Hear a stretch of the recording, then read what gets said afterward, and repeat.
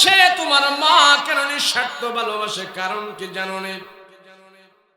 আল্লাহ ডাক দেয়া কয়, মানুষ তোমার মা কতগুলো গাছ তোমার জন্য করেছে, তোমার মার সাথে তোমার কতগুলো কাজের সম্পৃক্ততা আছে। এই কাজের ভাগ বাটোয়ারা পৃথিবীর কোনো মানুষ নেয় না। পৃথিবীতে যত মানুষ আসে সমস্ত মানুষ তার মায়ের পেটের ভিতর থেকে আসে। আমরা পুরুষ জাতি যত আছি সব পুরুষেরা মায়ের পেটের ভিতর থেকে আসে। এই মায়ের পেটের ভিতর থেকে আসাটা একমাত্র মায়ের জাতির জন্য মানায়।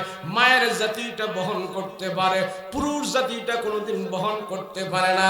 একটা পুরুষকে যদি একটা 5 কেজি ওজনের পাথর যদি পেটের মধ্যে বেঁধে দেওয়া হয়, এই পুরুষটাই 5 কেজি ওজনের পাথর নিয়ে সে ঘুমাইতে পারবে না। 2 কেজি ওজনের পাথর যদি তার পেটের মধ্যে বেঁধে দেওয়া হয়, পাথরটা পেটে নিয়ে 2 দিনও ঘুমাইতে পারবে না। কিন্তু মা, আমি আপনি যখন নাকি দুনিয়াতে আসি, মায়ের পেটের ভিতরে ছিলাম, সেখানে আমরা 1, 2 দিন 3 দিন নয়, আমার আপনার মা আমাকে আপনাকে পেটের ভিতরে নিয়ে 9 মাস 10 মাস পর্যন্ত ঘুমিয়েছে। কথা বলেন ঠিক কিনা? এটা অদ্বিতীয়, পৃথিবীর আর কেউ এমন করে না। সেই জন্য আল্লাহ ডাক দিয়ে বলে,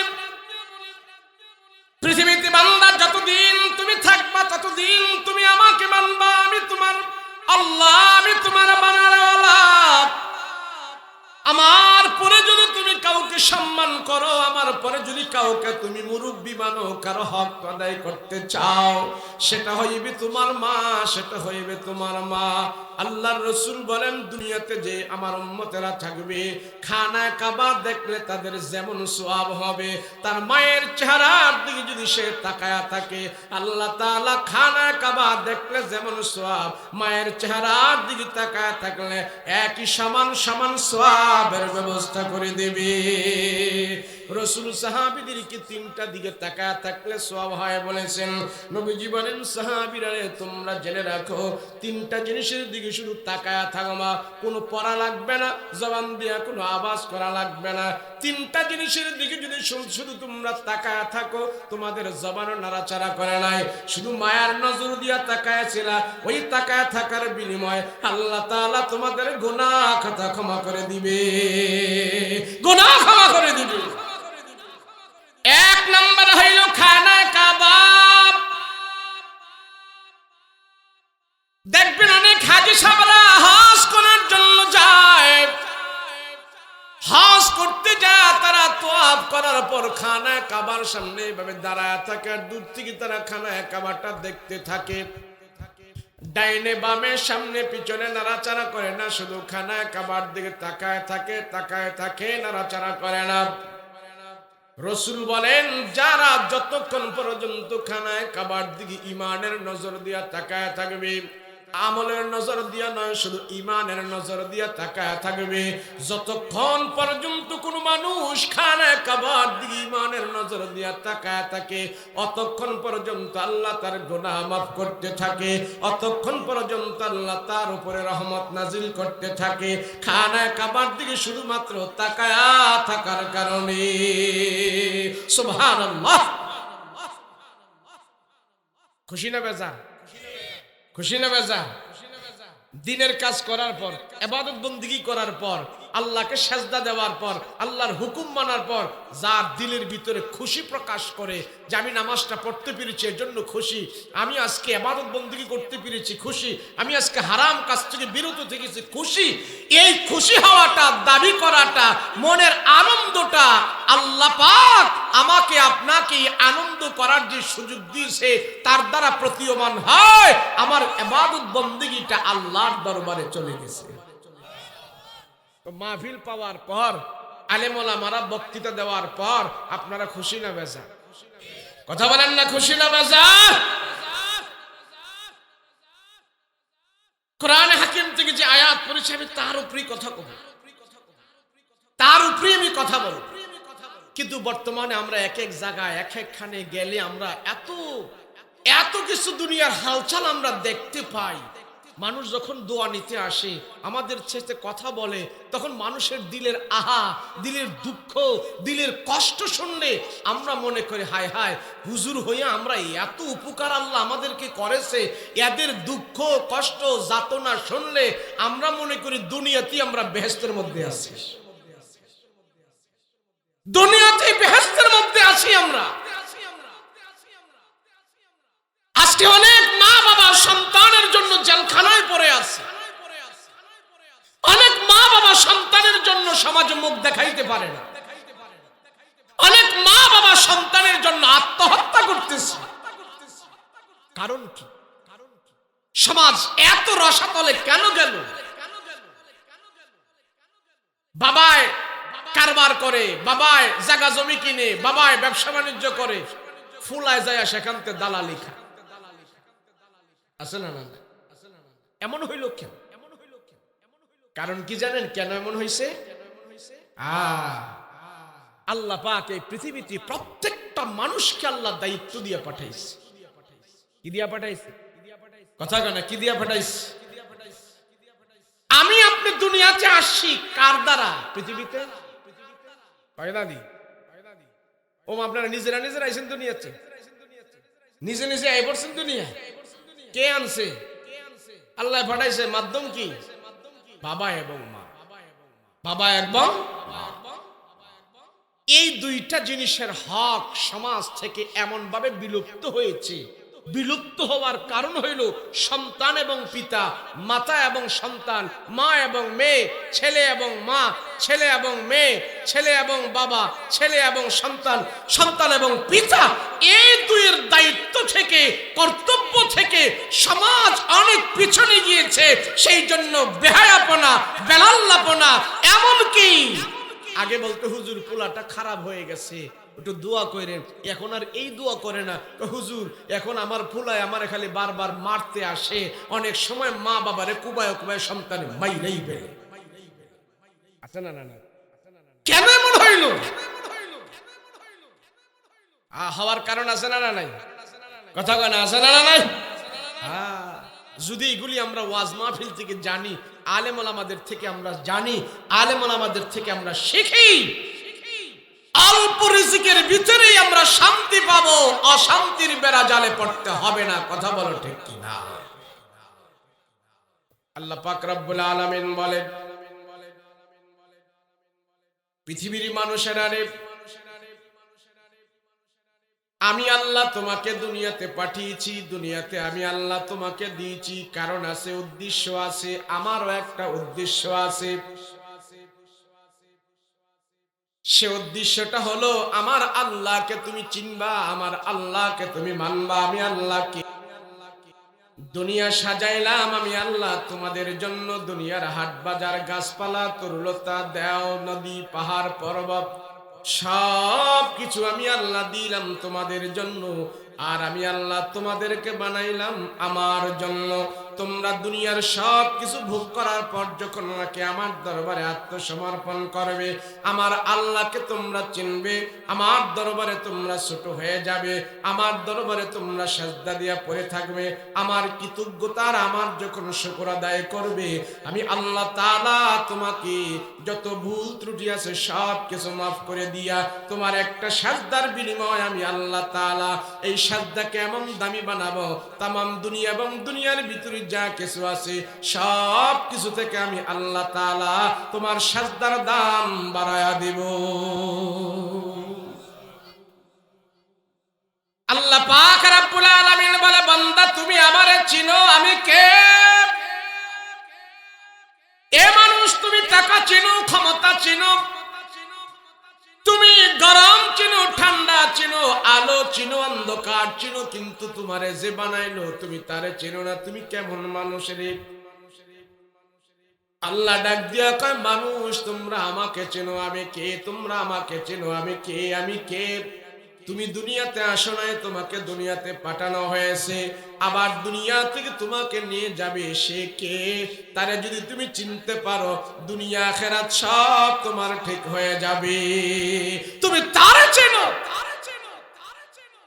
সাহাবায়ে কেরাম জিজ্ঞেস করলেন, ইয়া রাসূলুল্লাহ, ইয়া হাবিবাল্লাহ,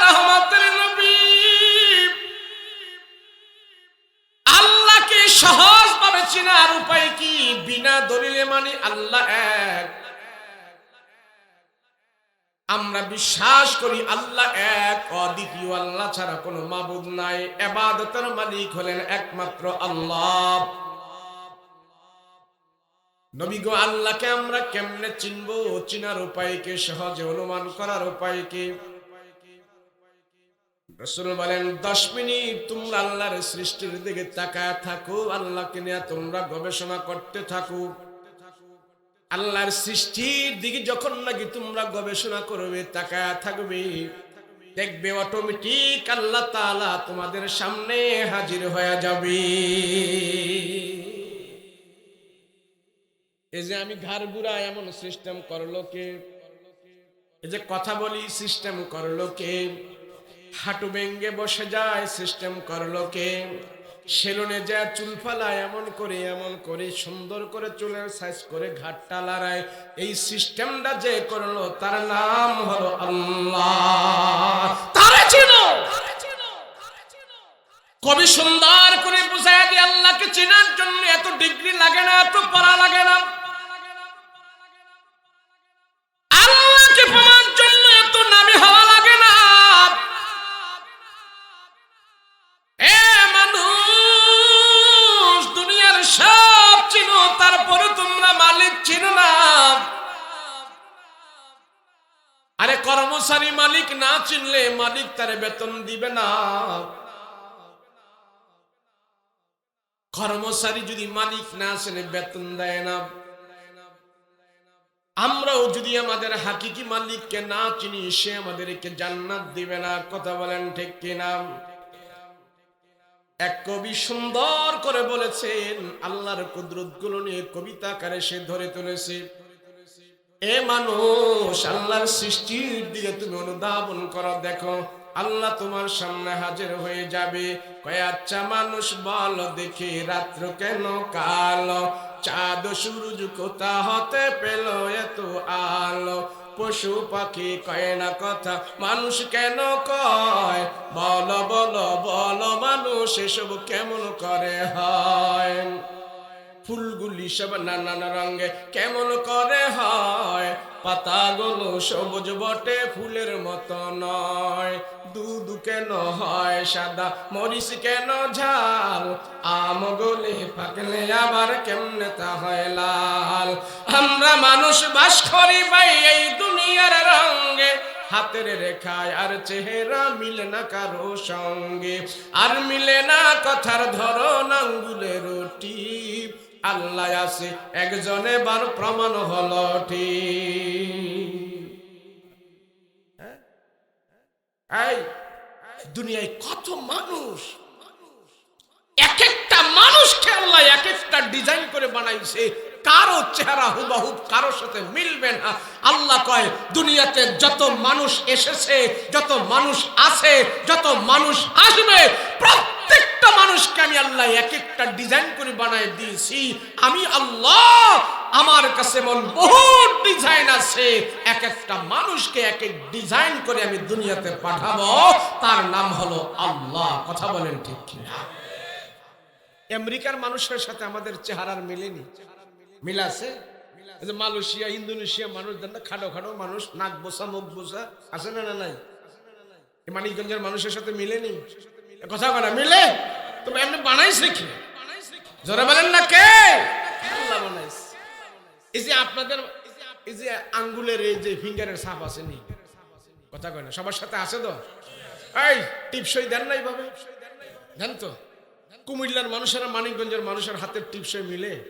কথা কয় না মিলে? আরে কুমিল্লার মানিকগঞ্জ তো দূরের কথা, বাপেরটার লোক তো হুলারটাই মিলে না। কথা বলেন ঠিক কিনা?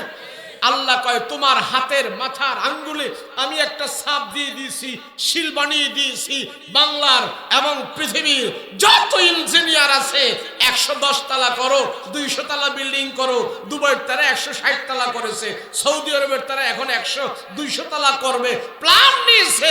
এত বড় ইঞ্জিনিয়ারদেরকে আল্লাহ চ্যালেঞ্জ করছে, মানুষের হাতের, তোমার হাতের এই যে ফিঙ্গারের একটা ছাপ আছে, পারলে এইটা নকল কইরা দেখা আমারে। যদি পারো তাইলে বুঝবো তোর ব্রেন আছে। আল্লাহ কয় পৃথিবীর কোন মানুষ যা কিছু করে একজনের ফিঙ্গারের ছাপ আরেকজনের নকল করার ক্ষমতা আমি আল্লাহ কাউরে দেই নাই। কথা বলেন ঠিক কিনা? দিছে। এই যে মানিকগঞ্জ, এই যে সিঙ্গারের মানুষ, তারা যখন দেশ ছেড়ে বিদেশ যায়, এয়ারপোর্ট ক্রস করে না, ইমিগ্রেশন করে না? কথা কয় না? ইমিগ্রেশন করে না? ইমিগ্রেশন করলে কি বলে? দলিল দাও, চেক দাও, স্ট্যাম্প দাও, বলে টিপ দে। ইমিগ্রেশন পুলিশ কি বলে? ছাপ দাও, 2 আঙ্গুলের টিপ দাও, এই টিপ দাও, এই টিপ দাও, 5 আঙ্গুল দাও, 4 আঙ্গুল দাও। আপনি বাংলাদেশ বর্ডার ক্রস করে বিদেশে যাচ্ছেন, দুবাই যাচ্ছেন, সৌদি যাচ্ছেন, আমেরিকা যাচ্ছেন, এয়ারপোর্টে আপনার তো টাকা চায় নাই, এয়ারপোর্টে আপনার থেকে দলিল চায় নাই, আপনার চাইছে টিপসই, সাইনও না। কি চাচ্ছে? কথা কয় না? কি চাইছে? আলা যাও, যাও। আবার ওই দেশে যাওয়ার পরে বলে টিপ দে, সব টিপ দিছে, সাইন দেয় নাই। বলে আমার দেশে 10 কোটি মানুষ আছে, আমার দেশে 5 কোটি মানুষ আছে, এই 5 কোটি মানুষের ভিতরে তুমি বাংলাদেশ থেকে একজন আমার দেশে ইন করেছো, তুমি যদি এখানে 2 নম্বরই সিটারি বাটপারি করো, এই 5 কোটি লোকের ভিতর থেকে তুমি যখন নাকি আমার দেশ থেকে আউট হবে, তুমি ধরা খেয়ে যাবে। তোমার হাতের ফিঙ্গারের ছাপ রেখেছি। আল্লাহকে এটা এমন শিল বানিয়ে দিয়েছি, পৃথিবীর যেখানে যাবে এটা অদ্বিতীয়, আমি আল্লাহ তোমাকে দিয়েছি, এর নাম হলো আল্লাহ। পৃথিবীর কেউ নকল করতে পারে না। কথা বলেন ঠিক কিনা? সারা দুনিয়ার ডাক্তার খুঁজে বের করছে কাঁচা মরিচের মধ্যে ভিটামিন সি আছে। কথা কয় না? এর মানিকগঞ্জে নাই নাকি? এহেন্দা ভিটামিন ডি আছে। কাঁচা মরিচে কি আছে? Vitamin C. এই কাঁচা মরিচের এই ভিটামিন সি সারা দুনিয়ার মেডিকেল সায়েন্স গবেষণা করে বের করেছে। মেডিকেল সায়েন্স গবেষণা করে বের করেছে কাঁচা মরিচে ভিটামিন সি আছে। এরা যদি খালি আরেকটু গবেষণা করত, এই কাঁচা মরিচের মধ্যে ভিটামিন সিটা ঢুকাইলো কে, দিল কে, দিল কে, দিল কে, কে কে কে কে করলে তারাও আল্লাহর খোঁজে পেয়ে যেত। কথা বলেন ঠিক কিনা? আল্লাহকে খোঁজো মুসলমান ভাইরা। আল্লাহ পাক রব্বুল আলামিন ডেকে বলে, বান্দা তুমি আমারে চিনো, তুমি কোত্থেকে আসছো, এখন আসছো, আবার কোথায় যাবে? 3টা কথার উপর যখন নাকি তোমার বিবেককে তুমি প্রশ্ন করবে, এ মানুষ তুমি দুনিয়াতে ছিলে না, ছিলে তুমি আমার কাছে, আমার কাছ থেকে তুমি গেলা তোমার মায়ের পেটের ভিতরে, ওখান থেকে আবার তুমি গেলা দুনিয়াতে, এখান থেকে আবার কিছুদিন থাকার পরে তুমি আসবা কবর জগতে, কবর জগৎ থেকে তুমি আসবা আবার আমার কাছে, যেখান থেকে তুমি দুনিয়াতে গেছো আবার সেখান থেকেই তুমি আমার কাছে আসবা। কিছুদিনের জন্য ঘুরে ফিরিয়া আমি আল্লাহ তোমাকে দুনিয়াটা চিনাইলাম, আমি আল্লাহ তোমাকে আমার কাছ থেকে দিয়েছি, আবার ঘুরে ফিরিয়া আমার কাছে তোমাকে নিয়ে আসবো। তুমি যখন তোমার মায়ের পেটের ভেতরে ছিলা, আমি আল্লাহ সেখানে 2 জন ফেরেশতা রেখেছি। এই 2 ফেরেশতার দায়িত্ব ছিল তোমাকে মায়ের পেটের ভেতরে তারা বানাবে, তোমাদের হাড্ডি মাংস চর্বি গোশত গ্রিল মোবিল অয়েল সব কিছু সেখানে বানানোর জন্য, জায়গায় জায়গায় তোমার রক্ত মাংস ফিট করার জন্য। তোমার মায়ের ভিতরে, তোমার মায়ের পেটের ভিতরে আমি আল্লাহ কোনো ইঞ্জিনিয়ার রাখি নাই, আমি কোনো ডাক্তার কবিরাজ রাখি নাই, সেখানে আমি আল্লাহ 2 জন ফেরেশতা রেখেছি তোমাকে মায়ের পেটের ভিতরে বানানোর জন্য। কয়জন জোরে বলেন? আল্লাহ পাক বলেন, আমার পরিচয় জানো, আমার পরিচয় ছিল আমি কে। এ মানুষ, তোমার মায়ের পেটের ভিতরে তুমি ছিলা, সেখানে তোমাকে আমি একটা জীবন দিয়েছি, তোমাকে পূর্ণাঙ্গ একটা সময় ব্যয় করে আমি দুনিয়াতে নিয়ে আসছি। আমরা প্রত্যেকটা মানুষ যখন মায়ের পেটের ভিতরে ছিলাম, সেখানে আমাদের হাত পা পূর্ণাঙ্গ একটা মানুষ আমরা ছিলাম, আমাদের চক্ষু হয়েছে, আমাদের হাত পা হয়েছে। আল্লাহ বলে, এমন একটা জগতের ভিতরে তোমাকে দিয়েছি, চতুর্দিকে অন্ধকার, সেখানে তোমাকে আমি খাদ্যের ব্যবস্থা করেছি, তোমাকে সেখানে আমার বাসস্থানের ব্যবস্থা করেছে তোমার জন্য আমি। এ বান্দা, মায়ের পেটের ভিতরে তোমার খাদ্যের ব্যবস্থা করেছি, সেখানে কোনো ডাক্তার কবিরাজ ইঞ্জিনিয়ার তোমার জন্য খাদ্য পাঠায় নাই, দুনিয়ার কোনো খাদ্য গুদাম থেকে সেখানে তোমার খাদ্য পৌঁছায় নাই। তোমার মায়ের পেটের ভিতরে আমি আল্লাহ তাআলা তোমার জন্য যে খাবারটা সেখানে উপযুক্ত, যেই খাবারটা তোমার জন্য সেখানে প্রযোজ্য, ওই খাবারটা আমি আল্লাহ মায়ের পেটের ভিতরে তোমার জন্য আমি নির্ধারণ করেছি। কথা বলেন ঠিক কিনা? আল্লাহ পাক রব্বুল আলামিন ডেকে বলে, মানুষ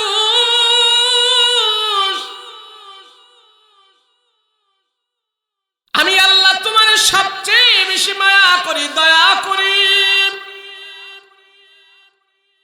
তুমি আমারে মানো আর না মানো, তারপরও আমার দয়া তোমার কাছে থাকে রে মানুষ, তোমার কাছে থাকে।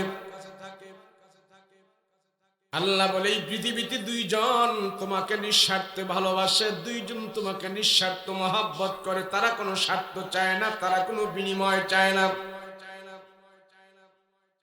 আল্লাহ কয়, তোমার জন্য দুই প্রকারের ভালোবাসে, দুই শ্রেণীর ভালোবাসা আছে, তারা স্বার্থ ছাড়া তোমারে ভালোবাসে।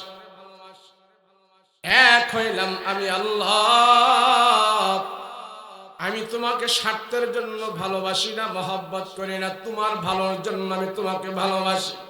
এ বান্দা, তুমি আমাকে চিনবা, তুমি জান্নাতে যাইবা, সুখে থাকবা। আমি আল্লাহ তোমাকে ভালোবাসি তোমার ভালোর জন্য।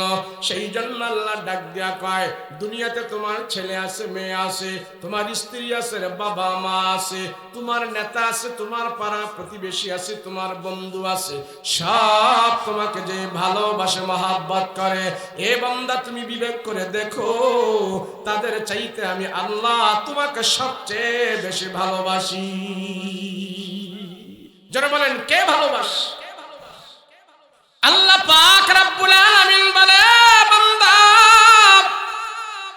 তুমি এমন অপরাধী, তোমার অপরাধগুলো তোমার ছেলে জানে না। আমি এমন অপরাধী, আমার অপরাধীর খবর আমার পাড়া মহল্লার মানুষ জানে না। আমি এমন গুনাহ করেছি, এই গুনার খবর আমার স্ত্রী পর্যন্ত জানে না। আমি এমন অপরাধ করেছি, এই অপরাধের খবর পাড়া মহল্লার কোনো মানুষ জানে না। আমার সন্তানেরা জানে না, আমার ছেলে মেয়েরা জানে না, আমার বন্ধু বান্ধবেরা জানে না, কিন্তু আমার মালিক ঠিকই জানে, আল্লাহ ঠিকই জানে। আল্লাহ ডাক দিয়া কয়, এ বান্দা, তুমি যত অপরাধ করো, তোমার সব অপরাধ আমি আল্লাহ ক্ষমা করে দেব।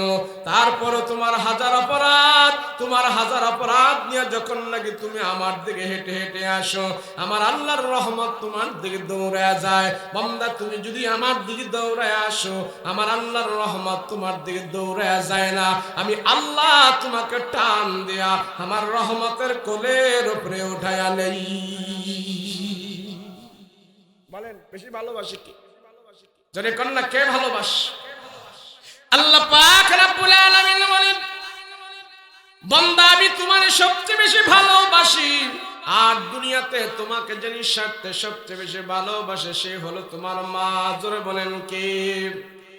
আরো জোরে বলেন কে? দুইটা নাম পৃথিবীতে আছে, একটা নাম হলো আল্লাহ। সবাই বলেন আল্লাহ, আওয়াজ করে বলেন আল্লাহ, আরো জোরে বলেন আল্লাহ। আল্লাহ নামটা যখন মানুষ বলে, তার হৃদয়ের গভীর থেকে নামটা উচ্চারণ হয়। আরেকটা নাম আছে, সেটা হলো মা। এই মা নামটা যখন নাকি আমরা উচ্চারণ করে আমাদের গভীর অন্তরস্থল থেকে আসে, আল্লাহ কয়, দুইটা নাম তোমার মুখটা ভরে আসে, তোমার দিল থেকে আসে, তোমার দিলের শেষ প্রান্ত থেকে আসে। আর এই দুই ব্যক্তি তোমাকে সবচেয়ে বেশি ভালোবাসে। এদের ভালোবাসার মধ্যে কোনো বিনিময় নাই, এরা নিঃস্বার্থে তোমাকে ভালোবাসে। কথা বলেন ঠিক কিনা? মুসলমান ভাইয়েরা আমার, কেন এই দুই ব্যক্তি তোমাকে নিঃস্বার্থে ভালোবাসে? আল্লাহ কেন তোমাকে নিঃস্বার্থ ভালোবাসে? তোমার মা কেন নিঃস্বার্থ ভালোবাসে? কারণ কি জানো? আল্লাহ ডাক দেয়া কয়, মানুষ তোমার মা কতগুলো গাছ তোমার জন্য করেছে, তোমার মার সাথে তোমার কতগুলো কাজের সম্পৃক্ততা আছে। এই কাজের ভাগ বাটোয়ারা পৃথিবীর কোনো মানুষ নেয় না।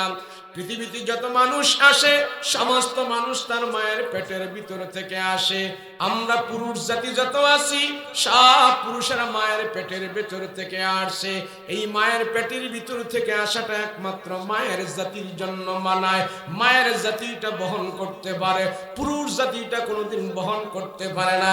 একটা পুরুষকে যদি একটা 5 কেজি ওজনের পাথর যদি পেটের মধ্যে বেঁধে দেওয়া হয়, এই পুরুষটাই 5 কেজি ওজনের পাথর নিয়ে সে ঘুমাইতে পারবে না।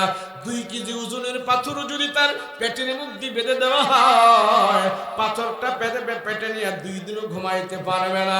কিন্তু মা, আমি আপনি যখন নাকি দুনিয়াতে আসি, মায়ের পেটের ভিতরে ছিলাম, সেখানে আমরা 1, 2 দিন 3 দিন নয়, আমার আপনার মা আমাকে আপনাকে পেটের ভিতরে নিয়ে 9 মাস 10 মাস পর্যন্ত ঘুমিয়েছে। কথা বলেন ঠিক কিনা? এটা অদ্বিতীয়, পৃথিবীর আর কেউ এমন করে না। সেই জন্য আল্লাহ ডাক দিয়ে বলে, পৃথিবীতে বান্দা যতদিন তুমি থাকবা ততদিন তুমি আমাকে মানবা। আমি তোমার আল্লাহ, আমি তোমার বানানোওয়ালা। আমার পরে যদি তুমি কাউকে সম্মান করো, আমার পরে যদি কাউকে তুমি মুরব্বি মানো, কারো হক আদায় করতে চাও, সেটা হইবে তোমার মা, সেটা হইবে তোমার মা। আল্লাহর রাসূল বলেন, দুনিয়াতে যে আমার উম্মতেরা থাকবে, খানা কাবা দেখলে তাদের যেমন সওয়াব হবে, তার মায়ের চেহারার দিকে যদি সে তাকায়া থাকে, আল্লাহ তাআলা খানা কাবা দেখলে যেমন সওয়াব, মায়ের চেহারার দিকে তাকায়া থাকলে একই সমান সমান সওয়াবের ব্যবস্থা করে দেবে। রাসূল সাহাবীদেরকে 3টা দিকে তাকায়া থাকলে সওয়াব হয় বলেছেন। নবীজি বলেন, সাহাবীরা তোমরা জেনে রাখো, 3টা জিনিসের দিকে শুধু তাকায়া থাকবা, কোনো পড়া লাগবে না, জবান দিয়া কোনো আওয়াজ করা লাগবে না। 3টা জিনিসের দিকে যদি শুধু তোমরা তাকায়া থাকো, তোমাদের জবানও নাড়াচাড়া করে নাই, শুধু মায়ার নজর দিয়া তাকায়া ছিল, ওই তাকায়া থাকার বিনিময়ে আল্লাহ তাআলা তোমাদের গুনাহ খাতা ক্ষমা করে দিবে, গুনাহ ক্ষমা করে দিবে। 1 নম্বর হইল খানা কাবা। দেখবেন অনেক হাজী সাহেবরা হজ করার জন্য যায়, হজ করতে যায়, তারা তোয়াফ করার পর খানা কাবার সামনে এভাবে দাঁড়ায় থাকে, আর দূর থেকে তারা খানা কাবাটা দেখতে থাকে। ডাইনে বামে সামনে পিছনে নাড়াচাড়া করে না, শুধু খানা কাবার দিকে তাকায় থাকে, তাকায় থাকে, নাড়াচাড়া করে না। রাসূল বলেন, যারা যতক্ষণ পর্যন্ত খানায় কাবার দিকে ঈমানের নজর দিয়া তাকায় থাকবে, আমলের নজর দিয়া নয়, শুধু ঈমানের নজর দিয়া তাকায় থাকবে, যতক্ষণ পর্যন্ত কোন মানুষ খানায় কাবার দিকে ঈমানের নজর দিয়া তাকায় থাকে, অতক্ষণ পর্যন্ত আল্লাহ তার গুনাহ মাফ করতে থাকে, অতক্ষণ পর্যন্ত আল্লাহ তার উপরে রহমত নাজিল করতে থাকে, খানায় কাবার দিকে শুধুমাত্র তাকায় থাকার কারণে। সুবহানাল্লাহ। রাসূল বলেন, তুমি যেই জামানায় বাস করো, তুমি যে এলাকায় বাস করো, যেই দেশের ভিতরে তুমি থাকো, সেই দেশের ভিতরে যদি কোনো হক্কানি বুজুর্গ আলেম পাও, ওই হক্কানি বুজুর্গ আলেমের চেহারার দিকে যদি তুমি তাকায়া থাকো, তাকায়া তাকায়া যদি তুমি আখিরাতের কথা অনুভব করো, ওই হক্কানি আলেমের চেহারার দিকে যতক্ষণ পর্যন্ত তুমি তাকায়া থাকবা, অতক্ষণ পর্যন্ত আল্লাহ তাআলা তোমার সগীরা গুনাহগুলো ক্ষমা করে দেবে। নবীজি বলে, 3 নাম্বার, তোমার গর্ভধারিণী মা, ওই মায়ের চেহারার দিকে শুধু তুমি তাকায়া আসো, তুমি তাকায়া আসো, মায়ার নজর দিয়া তাকায়া আসো। আল্লাহর রাসূল বলেন, তাকায়া থাকার বিনিময়ে আল্লাহ তাআলা তোমার আমল নামায় হাজার সওয়াব দান করে দেবে। সুবহানাল্লাহ। কত বড় কথা! সেই জন্য রাহমাতুল লিল আলামিন বলেন, যেই সন্তান মাতা পিতার দিকে সন্তানেরা ঈমানের নজর দিয়ে তাকায় না, মা বাবার খেদমত করে না, নবীজি বলেন সেখানে মা বাবার অবহেলা আছে সন্তানের প্রতি। সন্তান দুনিয়াতে আসার পর মা বাবার উপরে কিছু দায়িত্ব ছিল, ওই দায়িত্বগুলো মা বাবা আদায় না করার কারণে ওই সন্তানটাও মা বাবার অবাধ্য হয়ে গেছে, ওই সন্তানটাও মা বাবার থেকে মুখ ফিরিয়ে নিয়েছে। সন্তানের দায়িত্ব মা বাবা আদায় না করার কারণে ওই সন্তানটাও মা বাবার দায়িত্ব আদায় করে নাই। আমরা তো খালি একতরফা ওয়াজ শুনি, পিতা মাতার কথা ছেলেরা শুনে না, বেয়াদব হয়ে গেছে। একটা যুবকও বেয়াদব হওয়ার কোনো সুযোগ নাই। এই যুবকদেরকে, এই সন্তানদেরকে আমরা মুরব্বীরা, মা বাবারা বেয়াদব বানিয়েছি। যুবক নিজে নিজে সে বেয়াদব হয় নাই। কথা বলেন ঠিক কিনা? কি যুবক নিজে নিজে হয়েছে? এই সন্তান নিজে নিজে খারাপ হয়েছে। সন্তান দুনিয়াতে আসার পর দেখলো আমার বাবায় সিগারেট খায়, আমার দাদায় সিগারেট খায়, আমার ভাই খায়, আমার তালুই খায়, আমার জ্যাঠায় খায়, ছোট ভাই বড় ভাই সব মিলে বিড়ি খাইতেছে। তো এই বিড়ি তো এই সন্তানেরও খাইতে মনে চায়। কথা বলেন ঠিক কিনা? তার তো খেতে মন চায়। এই সমাজে এমন কিছু অথর্ব পিতা মাতা আছে, সন্তানকে দিয়ে বাজার থেকে সিগারেট আনায়। আনায় কিনা? আনায়। এই কথা বলেন, আনায় কিনা? হুজুর দোয়া করেন আমার ছেলে এখন হেঁটে হেঁটে বাজারে যেতে পারে, বাজার করতে পারে, দোকানে যেতে পারে, স্কুলে যেতে পারে। আলহামদুলিল্লাহ, দোয়া করে তোমার সন্তানের জন্য হেঁটে হেঁটে যেন তোমার সব কিছু সে পুরা করতে পারে। পরের দিন শুনলাম বলে হুজুর আব্বা আমার দিয়ে বাজার থেকে সিগারেট আনায়। কি আনায়? কথা কয় না, কি আনায়? এখন পুলায় যখন বাজার থেকে সিগারেট আনে তো বাবায় 50টা টাকা দেয়, আমার জন্য 5টা গুল্লিপ সিগারেট আনেছে। এখন পুলায় বাজারে যায় বাবার জন্য 5টা গুল্লিপ সিগারেট নেয়। এখন নেওয়ার পর পুলায় চিন্তা করে জন্মের পর থেকে বুঝ হওয়ার পরেই দেখতেছি আমার বাবা এই সিগারেট খায়। আর এটার মধ্যে যে আল্লাহ কি ভিটামিন দিয়া রাখছে। এখন বাবার জন্য 5টা নেয় তো সে চিন্তা করে বাবাই খাইবো 4টা, আমি খাবো 1টা। এখন একটা হে সন্তান কবরের মধ্যে ব্ল্যাকমেল করে আর বাকি 4টা নিয়ে বাবারে দেয়। বাবায় 4টা পাই খুশি, একটা যায় রাইখা দিছে, ওই নেশা করে এটাও বুঝে না, এটাও এখন জানে না। পুলায় তো একটা পাইছে, এখন এই একটা খাইবো কই? ভয় ভয় তো লাগে, নতুন খাওয়াই না তো। কোন মুরব্বীর সামনে ধরাইলে, বড় ভাইয়ের সামনে ধরাইলে ঠাসটুস চটকনা কয়েকটা দিয়া দিব। এখন খাবো কই? এখন পোলায় বুদ্ধি করে বার করছে খাওয়ার একটা নিরাপদ জায়গা আছে আমাদের প্রাইমারি স্কুলের টয়লেটের ভিতরে যাইয়া শীতকানি লাগাইয়া এখন পোলায় সিগারেট খাইতে থাকে। কথা বলেন ঠিক না? আছে না? না নাই? যেটা টয়লেটের ভিতরে যে সিগারেট খায়, কদিন পরে এটা ট্যাবলেট খাইবো, এর পরে গাঞ্জা খাইবো, এর পরে ফেন্সিডিল খাইবো, এর পরে ডাইল খাইবো, এর পরে পায়খানা খাইবো, এর পরে ফুলা মা এই ফুলায় বাবা মারে কন্যা কন্যা কুবায়া কুবায়া মারবো। কথা বলেন ঠিক কিনা?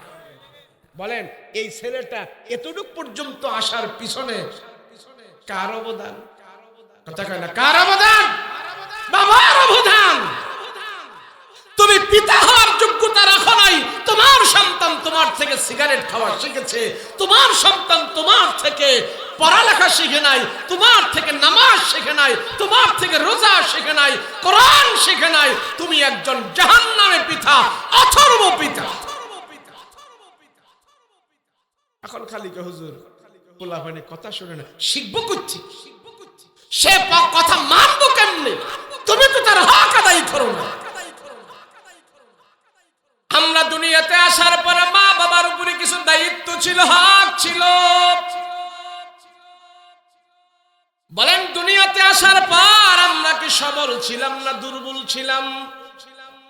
আমরা দুনিয়াতে আসার পর আমরা দুর্বল ছিলাম, আমরা ওয়া ওয়া ওয়া করে কেঁদেছি, দুনিয়ার কোনো কিছু আমরা বুঝি না। তখন আল্লাহ পাক মা বাবার উপরে দায়িত্ব দিয়েছে। মাকে বলেছে তোমার সন্তানের উপযুক্ত খাবার তোমার বুকের দুধের স্তনে আমি দিয়ে দিলাম, এই খাবার তার জন্য। আল্লাহ বলে মানুষ তোমার যে কত ভালোবাসি, তোমার মায়ের পেটের ভিতরে তুমি নাপাক রক্ত খেয়ে জীবন ধারণ করেছো, সেখানে মিষ্টি আপেল কমলা আঙ্গুল ভাজি রুটি তোমার মায়ের পেটের ভিতরে তুমি পাবে না, সেখানে তোমার খাবার নাই। আমি আল্লাহ তোমার মায়ের পিঠের ভিতরে তোমার মায়ের নাপাক রক্তটাকে তোমার জন্য খাবার বানিয়েছে, সেখানে খাবার বানিয়েছে। এ মানুষ, তোমার মায়ের পেটের ভিতরের খাবারটা আমি আল্লাহ তোমার জবান দিয়া তোমার মুখে প্রবেশ করায় নাই। তোমার মায়ের নাভি থেকে তোমার নাভি পর্যন্ত আমি একটা লট লাগায় দিলাম, তার লাগায় দিলাম, রগ লাগায় দিলাম। এই রগের পাইপের ভিতর দিয়া তোমার মায়ের নাপাক খাবারগুলো তোমার পেটের ভিতরে ঢুকেছে। এই নাপাক খাবারগুলো আমি আল্লাহ তাআলা তোমার মুখ দিয়া তোমার ভিতরে প্রবেশ করায় নাই। সুবহানাল্লাহ। আল্লাহ যে কত বড় মেহেরবান, কত বড় দয়াবান। আল্লাহ বলে, মানুষ তোমার যে আমি কত ভালোবাসি, কত মহব্বত করি। মায়ের পিঠের ভিতরে তোমার খাবার খাওয়ালাম নাপাক রক্ত, মায়ের জমাট রক্ত থেকে তোমারে বানাইলাম নাপাক রক্ত, আমি সেখানে খাওয়াইলাম। দুনিয়াতে আসার পর বান্দা জানি তুমি আপেল, কমলা, আঙ্গুল, ভাজি, রুটি এগুলি খেতে পারবা না। কেননা বান্দা দুনিয়াতে আসার পর তুমি হলা দুর্বল, তুমি হলা দুর্বল, তোমার শক্তি নাই। সেই জন্য আমি আল্লাহ তোমার জন্য শক্ত খাবারের ব্যবস্থা করি নাই। আমি আল্লাহ তোমার জন্য একেবারে নরম খাবারের ব্যবস্থা করি নাই। আমি আল্লাহ তোমার মায়ের বুকের ভিতরে তোমার জন্য দুধের ব্যবস্থা করেছি। এ বান্দা জানো, এই দুধের ভিতরে আমি আল্লাহ তাআলা তোমার উপকারের জন্য 70 প্রকারের ভিটামিন আমি আল্লাহ ঢুকায়া দিছি। 70 প্রকারের ভিটামিন আল্লাহ মায়ের দুধের স্তরে ঢুকায়া আমার আপনার জন্য উপযোগী করে বলছে, বান্দা তোমার খাবার তোমার কাছেই, তোমার কাছেই, একদম তোমার মায়ের বুকে দিয়েছি, বাবার কাছে নয়। মা হলো তোমার জন্য সবচেয়ে দরদি, আর তোমার প্রয়োজনীয় খাবারটাও আমি আল্লাহ তোমার মায়ের বুকেই দান করে দিয়েছি। আল্লাহ পাক রব্বুল আলামিন বলে, বান্দা দুনিয়াতে যাওয়ার পর তোমার জন্য যে দুধের ব্যবস্থা করেছি, সেই দুধ একবারে গরম না। কেননা বান্দা আমি জানি তুমি যদি বেশি গরম খাবার খাও তোমার ঠোঁট পোড়া যাইব। এ বান্দা, সেই দুধ তোমার জন্য একবারে ঠান্ডা না। বেশি ঠান্ডা খাইলে তোমার পেটের মধ্যে বুড়বুড়ানি আসবে, পেট নষ্ট হয়ে যাবে। আমি বান্দা তোমার জন্য এত মিষ্টি দুধ সেখানে দেই নাই, সামান্য মিষ্টি দিয়েছি। এমন দুধ আমি তোমার জন্য ব্যবস্থা করেছি, না ঠান্ডা না গরম, একবারে তোমার জন্য আরামদায়ক। আমি আল্লাহ তোমার মায়ের স্তনের ভেতরে দুধের ব্যবস্থা করেছি। কেননা তোমার মুখের মধ্যে সেদিন দাঁত থাকবে না, চাবায়া চাবায়া কোনো জিনিস খেতে পারবে না। তোমার মায়ের বুকের স্তনের ভেতরে তোমার জন্য আরামদায়ক দুধের ব্যবস্থা করেছি। আল্লাহ ডাক দিয়া কয়, নুসদিকুম মিম্মা ফি বুতুনিহি মিন বাইনি ফারসি ওয়া দামিন লাবানান খালিসান সাইগাল লিশারিবিন। তোমার জন্য উপযুক্ত দুধের ব্যবস্থা করেছি আমি আল্লাহ। দুনিয়াতে যাওয়ার পর তুমি কোন খাবারটা খাইলে তোমার শরীরের উপকার হবে, তোমার ব্রেনের ভালো হবে, তোমার দেহের শক্তি হবে, ওই খাবারটা আমি আল্লাহ তাআলা তোমার মায়ের বুকের দুধের স্তনে দান করে দিয়েছি। আল্লাহু আকবার। বলেন, মায়ের বুকের দুধ কোন ডাক্তার আবিষ্কার করেছে? কোন মেডিকেল সায়েন্স আবিষ্কার করেছে? এটা আল্লাহ নিজে বান্দার প্রতি মায়া হয়, মায়ের বুকের দুধ আল্লাহ তার বান্দাকে দান করেছে। সুবহানাল্লাহ। এই জন্য আল্লাহ বলেন, আমার পরে তোমরা তোমাদের মাকে সম্মান করবা, আমার পরে তোমাদের মাকে তোমরা ভালোবাসবা, আমার পরে তোমাদের মাকে তোমরা দামি মনে করবা, আমার পরে তোমাদের মার চেহারার দিকে তাকায় থাকবা, মার সাথে বেয়াদবি করবা না, মা বাবার সাথে কোনোদিন রাগ করবা না। তোমার মা যদি কাফের হয়, তোমার মা যদি মুশরিকা হয়, তোমার মা যদি বেঈমান হয়, তোমার মা যদি বেনামাজি হয়, তার সাথে খারাপ আচরণ করবা না। ভদ্রতার সহিত তাকে তুমি দিনের দাওয়াত দিবা, আখিরাতের দাওয়াত দিবা। না মানলে তোমার মায়ের প্রতি তুমি চোখ রাঙ্গায়া কথা বলবা না, চোখ রাঙ্গাবে না। রাহমাতুল লিল আলামিন সাহাবীদেরকে লিখে বলে, ও সাহাবীরা জানো,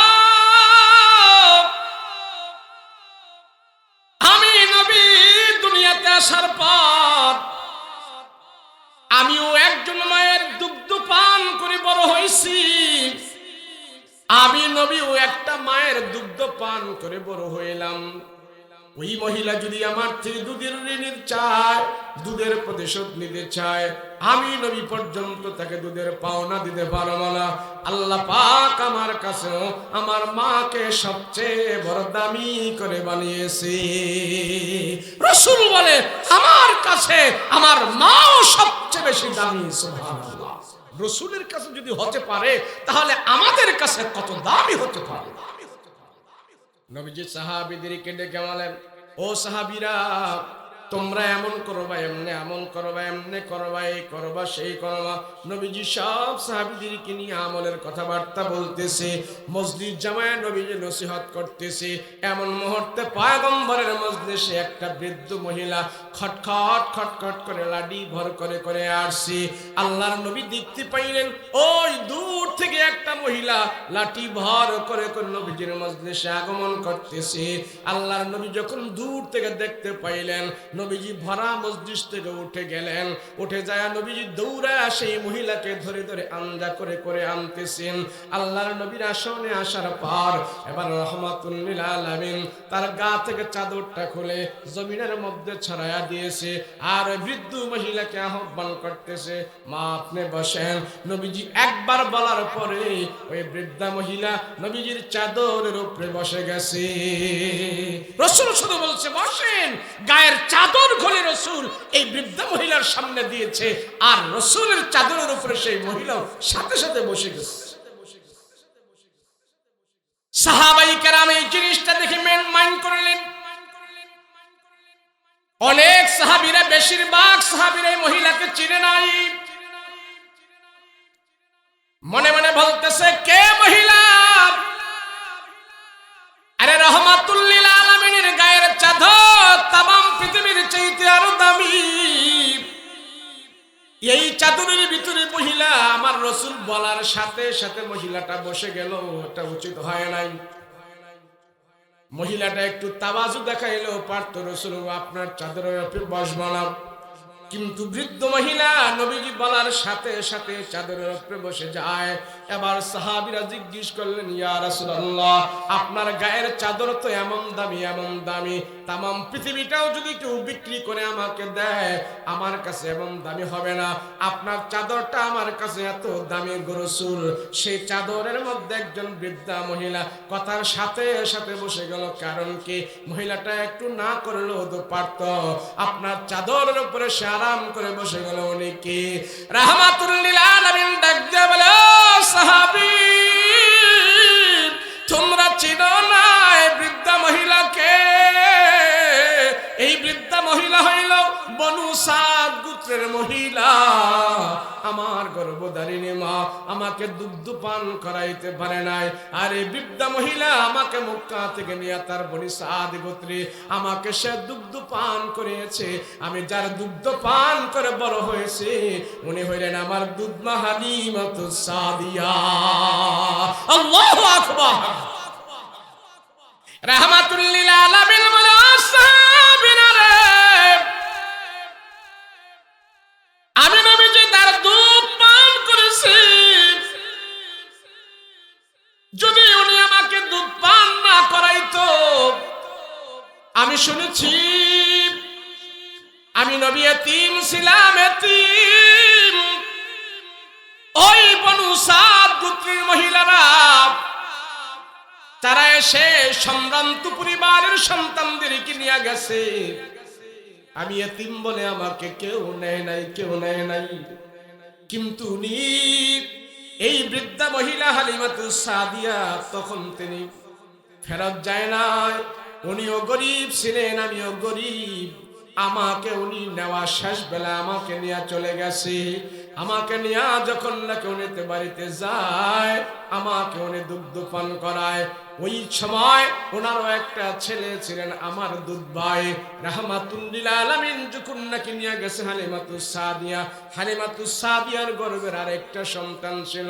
বৃদ্ধা মহিলা শেষে প্রথম যেই মহিলা হালিমাতুস সাদিয়া তার সন্তানকে দুধ পান করাইলো, গরিব মানুষ খাবারের অভাবে দুই স্তনের ভিতরে পর্যাপ্ত পরিমাণ দুধ আসে না। এক সন্তানকে দুধ পান করায়, আবার আরেক সন্তান এখন নিয়েছে মুহাম্মদুর রাসূলুল্লাহ সাল্লাল্লাহু আলাইহি ওয়াসাল্লামকে। এবার রাহমাতুল লিল আলামিনকে এক স্তন থেকে দুধ পান করায়, আরেক স্তন থেকে ওনার সন্তানকে দুধ পান করায়। যতদিন নবীজি হালিমাতুস সাদিয়ার স্তন থেকে দুধ পান করেছে, আগে দেখেছে ওনার দুধ ভাই হালিমাতুস সাদিয়ার সন্তান কোন স্তন থেকে দুধ পান করে। হালিমাতুস সাদিয়া বর্ণনা করে, আমার সন্তান যে স্তন থেকে দুধ পান করেছে, মোহাম্মদ সেই স্তন থেকে কোনোদিন দুধ পান করে নাই। আমার দুধ ভাইয়ের দুধ কম হবে, সেই জন্য আমি তার ভাগেরটা খাবো না, আমার জন্য যেটা রেখেছে আমি ওটা থেকেই দুধ পান করব। আল্লাহ এইভাবে আমার রসুলকে ইনসাফ শিখিয়েছে।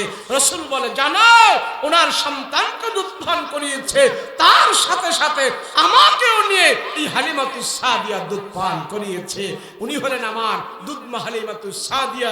উনি যদি আল্লাহর আদালতে বলে আমার কাছে দুধের দাম চায়, আমার কাছে যদি দুধের ঋণ চায়, আমি রসুল কি দিয়ে তার দুধের ঋণ পরিশোধ করব? তোমাদের কাছে আমার গায়ের চাদর অনেক দামি, এই মহিলার জন্য আমার গায়ের চাদর অত দামি নয়, সেই জন্য আমার চাদরটা বিছিয়ে এই বৃদ্ধা মহিলাকে আমি সম্মান দেখিয়ে দিয়েছি। সুবহানাল্লাহ। নবী যদি মারে এইভাবে দাম দিতে পারে, রসুল যদি মাকে এইভাবে সম্মান দিতে পারে, আজকে আমার আপনার সমাজে কেন আমরা মাকে সম্মান দিতে পারি না? কারণটা কি জোরে বলেন? কারণ আছে না নাই? কারণ আছে না নাই?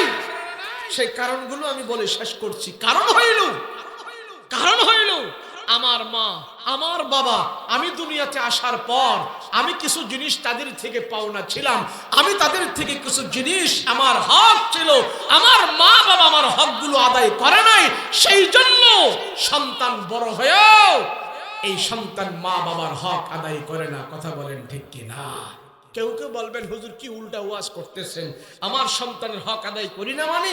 সন্তানকে স্কুলে যায়, মাদ্রাসায় যায়, তাদের টিউশনের টাকা দেই, শিক্ষকের বেতন দেই, পোলারে শার্ট কিনা দেই, জামা কিনা দেই, কাপড় কিনে দেই, খেলনা কিনে দেই, কয়দিন আগে হুন্ডাও কিনে দিছি, আমার পোলায় যা চায় আমি তাই দেই। হক আদায় করি না কেমনে? বাজান, যেটা দেওয়ার কথা ছিল সেটা দেন নাই। হক শুধু স্কুলে পড়ার টাকা দিলে নয়, টিউশনের টাকা দিলে নয়, খাওন দিলে নয়, এই সন্তানটা দুনিয়াতে আসার সাথে সাথে আপনার উপরে হক ছিল সন্তানের ডান কানে আজান দেন, বাম কানে ইকামত দেন, কিছুদিন যাওয়ার পর এই সন্তানের ভালো একটা নাম রাখেন। কথা বলেন ঠিক কিনা?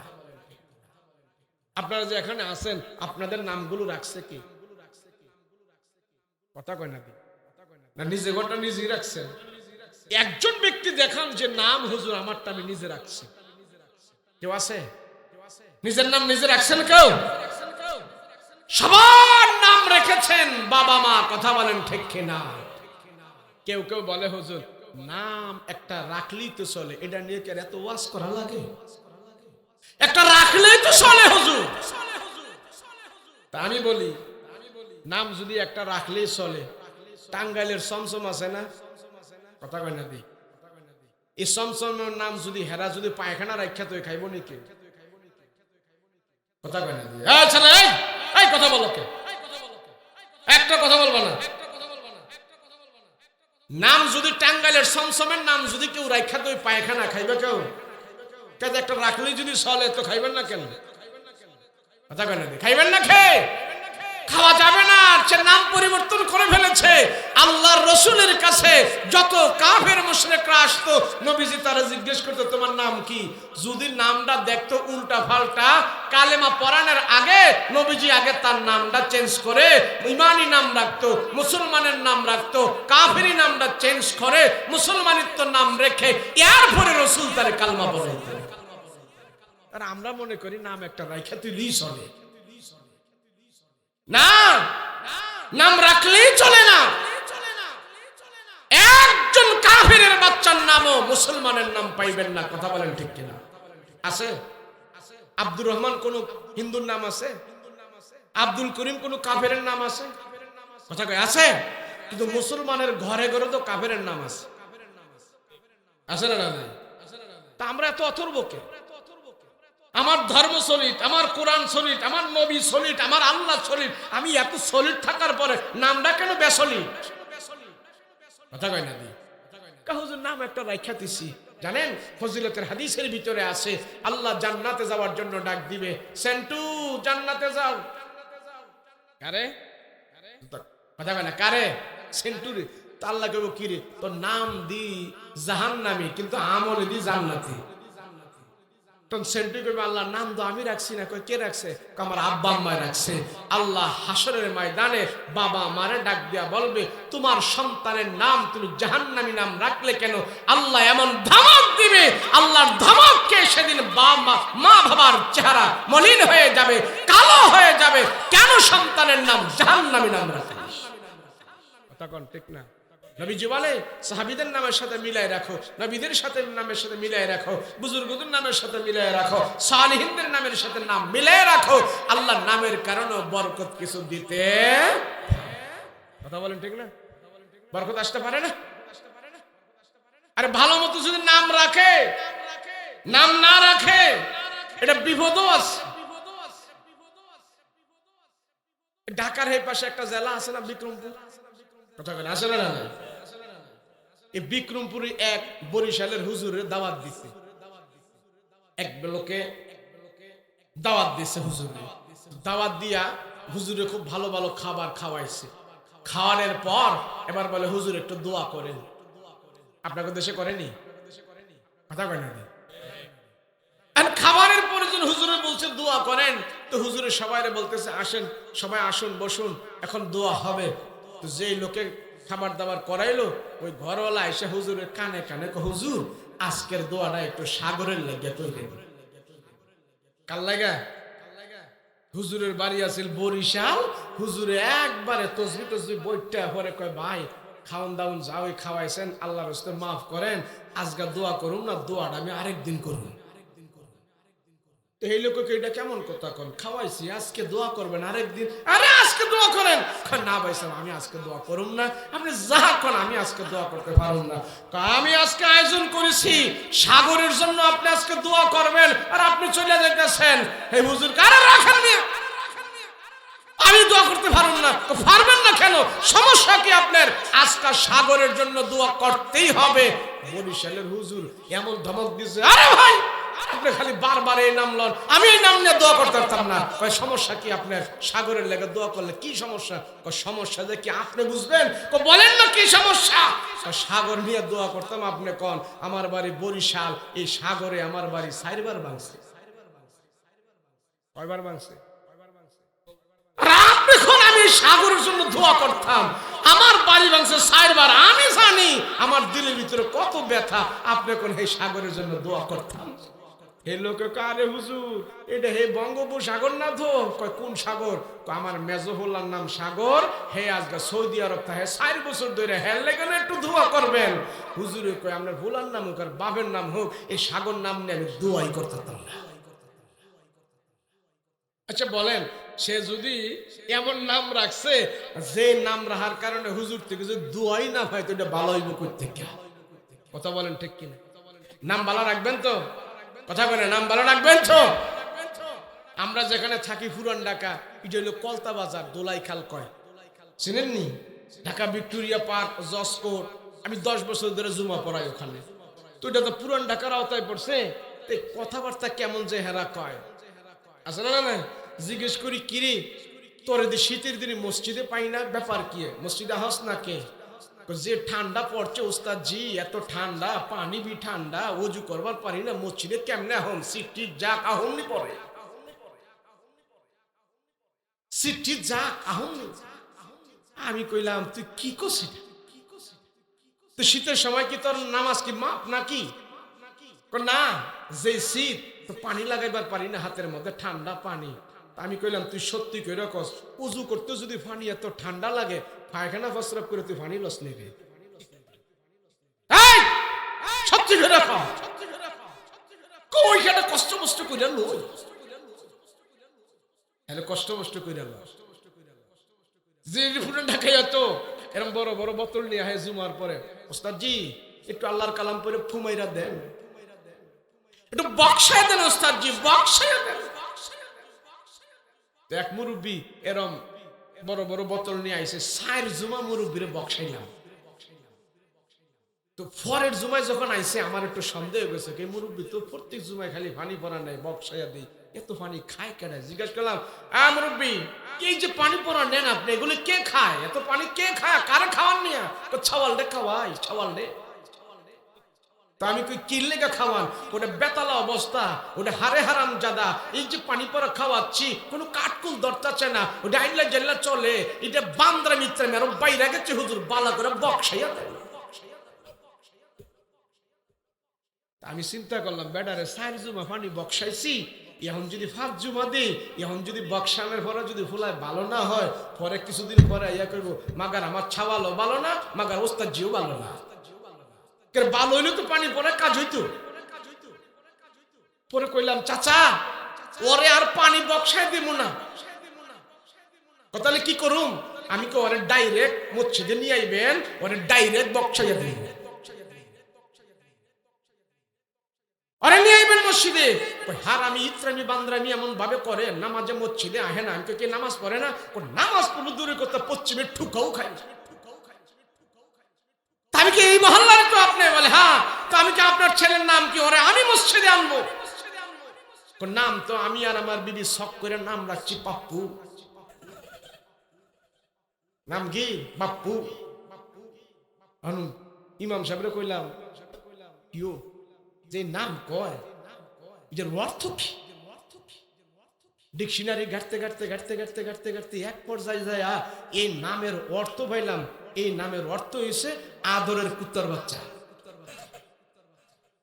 নামের অর্থ কি আবারও দেখলাম যে না একই অর্থ আমি কইলাম চাচা ইডারে পানি বক্সাইলে কাম হইতো না যে নাম রাখছেন আপনি এই নামের অর্থ যে যে জিনিসের লগে মিলছে আপনার যে কামরা এখানে এটা দিয়ে ভালো করতেছে কথা কোন ঠিক কিনা দায়িত্ব ছিল কার এই কথা বলেন দায়িত্ব ছিল কার ভালো নাম রাখার দায়িত্ব ছিল কার মা বাবা যখন সন্তানের দায়িত্ব আদায় করে নাই এই সন্তানটাও বড় হলে মা বাবার দায়িত্ব আদায় করবে না কথা বলেন ঠিক কিনা দায়িত্ব আদায় শুধু নাম নয় আরো কিছু আছে সন্তানকে নামাজ শিখাইতে হবে সালাম শিখাইতে হবে সুন্নাত শিখাইতে হবে কোরআন শিখাইতে হবে সহি শুদ্ধ করে তারা দ্বীন শিখাইতে হবে এই দায়িত্ব মা বাবার উপরে কথা বলেন ঠিক কিনা মুসা নবী রাস্তা দিয়ে হেঁটে যায় পয়গম্বর মুসা রাস্তা দিয়ে হেঁটে যায় তুর পাহাড়ে যায় রাস্তার পাহাড়ে বিশাল বড় গোরস্থান কবরস্থান পয়গম্বর মুসা নবী হেঁটে হেঁটে তুর পাহাড়ে যাচ্ছেন আল্লাহর সাথে কথা বলতে পয়গম্বর মুসা যে রাস্তা দিয়ে যায় রাস্তার পাশেই কয়েকটা কবর মুসা নবী কবরের পাশে দাঁড়ায়া গেলেন আর দেখতে পাইলেন ওই কবরের ভিতরে আযাব হইতেছে হাউমাউ করে কান্না করতেছে চিল্লাচিল্লি করতেছে কবরের ভিতরে যেন আযাব হইতেছে পয়গম্বর মুসা এটা বুঝতে পেরেছে পয়গম্বর মুসা আশ্চর্য হয়ে যায় হায়রে কেমন পাপীর কবর এই কবরের ভিতরে আওয়াজ হইতেছে শাস্তি হইতেছে বুঝতে পেরেছে মুসা সকালবেলা কবরের পাশ দিয়ে যাওয়ার পর পয়গম্বর মুসা নবী বুঝতে পেরেছে কবরের ভিতরে যন্ত্রণাদায়ক শাস্তি হইতেছে আযাব হইতেছে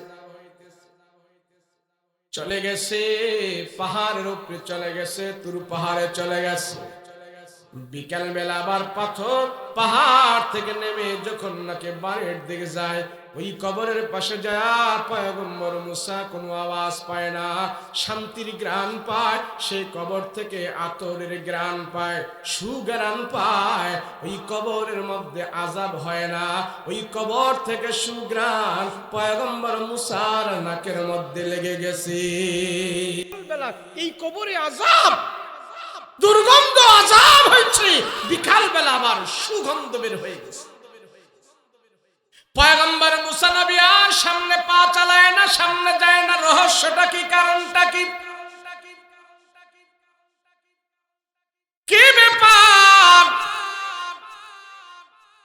এই কবরের ভিতরে তো সকাল বেলা কত আযাব হয়েছে কত আযাব এই কবরের ভিতরে থেকে এত সুঘ্রাণ বের হয় নাই। পয়গম্বর মুসা নবী কবরের পাশে দাঁড়ায় আছে। রহস্যটা কি? রহস্যটা কি? আল্লাহ পাক রব্বুল আলামিনের কাছে হাত উঠায় বলে, আল্লাহ, আমি মুসা বুঝতে পারি নাই কবরের ভিতরে সকালবেলা এত আযাব হইল, এত আযাব হইল। এই কবরের ভিতর থেকে সুগন্ধ সকালবেলা আসে নাই, সকালবেলা শুধু আযাবের আওয়াজ পেয়েছি আমি। আল্লাহ বিকাল বেলায় কবরের ভিতরে এত শান্তিদায়ক হায়া, এত সুন্দর সুঘ্রাণ কেন আসতেছে, কেন আসতেছে? আল্লাহ ডাক দিয়া কয়, মুসা রে, তুমি কবরের পাশে দাঁড়ায় দাঁড়ায় কবরকে তুমি প্রশ্ন করো, কবরের ভিতর থেকে উত্তর তুমি পেয়ে যাবে। ভিতর থেকে আওয়াজ হবে। মুসা আলাইহিস সালাতু ওয়াস সালাম বলে, কবর, এই কবরে কে আছো? আমাকে জানাও কি অবস্থা তোমার? তুমি এমন কি আমল করেছো তোমার কবরের ভিতর থেকে এত সুগন্ধি? কবরের ভিতর থেকে আওয়াজ আসে, পয়গম্বর মুসা গো, সকালবেলা যে আপনি যেটা অনুভব করেছেন সেটাই হয়েছে, আমার উপরে অনেক আযাব হয়েছে। এই কবরের 19 জন ফেরেশতা আমাকে পিটাইছে, আমাকে আযাব দিয়েছে, আমি অনেক কষ্টে ছিলাম, চিল্লাপালা করেছি, হাওমাও করেছি আমি। বলে, এখন তোমার কবরের খবর কি? এখন তোমার আযাবের খবর কি? এখন আমার কবরটা আল্লাহ তাআলা জান্নাতের বাতি দিয়া কবরটাকে আলোকিত করে দিয়েছে। এখন আমি এই কবর থেকে জান্নাতের ঘ্রাণ আমি পাইতেছি। কেন রে তোমার কবরের হালাত সকাল থেকে বিকাল পর্যন্ত পরিবর্তন হইল? কারণ কি? পয়গম্বর মুসা এই কথা বলার পর কবরের ভিতর থেকে আওয়াজ আসে, পয়গম্বর মুসা, দুনিয়াতে আমি আসার পর আমার স্ত্রীর গর্ভের ভিতরে আমার একটা সন্তান ছিল। ওই সন্তান আমি দুনিয়া থেকে বিদায় হয়ে যখন নাকি কবরে আসে, সন্তানটা আমার পেটের, আমার স্ত্রীর পেটের ভিতরে ছিল, তার গর্ভের ভিতরে ছিল। আমি দুনিয়াতে থেকে চলে আসছি কবরে। কিছুদিন পরে সন্তান দুনিয়াতে আসছে তার মায়ের পেট থেকে।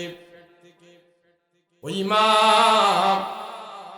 আমার স্ত্রী আমার সন্তানটাকে নিয়ে অনেক লালন পালন করেছে, তারে আদব কায়দা শিখিয়েছে।